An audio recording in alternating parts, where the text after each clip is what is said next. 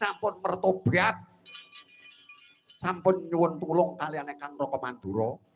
Kula saged nyukani margi. Mreh wurunge perang Bratayuda Jaya Binangun. Bratayuda saged dipun wurungaken saged, Yayi. Saged. Caranipun kados pundi? Carane gampang. Bratayuda wurung bumi Ngastina mangwangsulke dumateng adi-adi sampean Pandhawa bar niku mengke Bratayuda mboten siyos.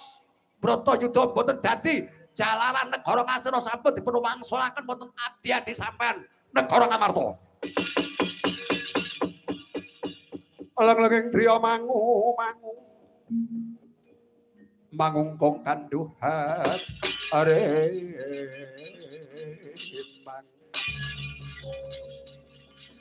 lerena tanpa kanet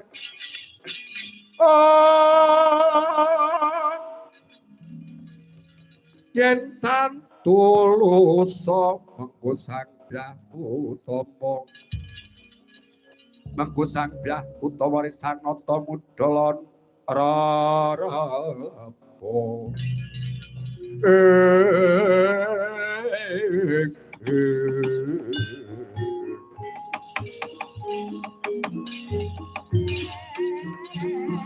Sringastina Prabu Duryudana alon wijeleng pangandika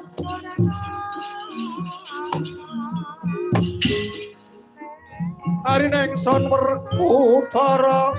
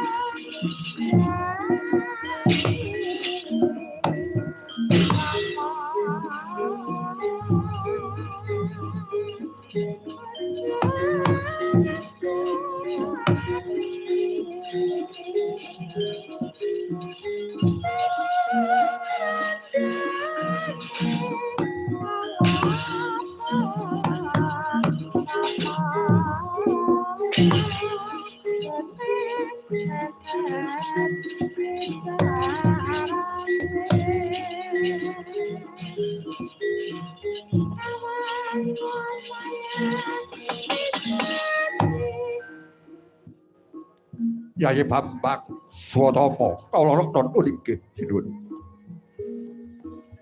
Nuraksun timbali mungkah ana pasewakan ana parigawe apa. Kepareng unjuk atur sinuwun arep matur apa. Salebetipun kula seba wonten ing pagelaran Jawi. Ing mriku wonten salah satunggaling brahmana ingkang badhe ngabiyantara wonten ngarsa Paduka Sinten Prabu Duryudana. Para kake peyak dalane munggahna wujude brahmana kaya ngapa. Alala nggih kepareng kesaten kang dawuh sinuwun.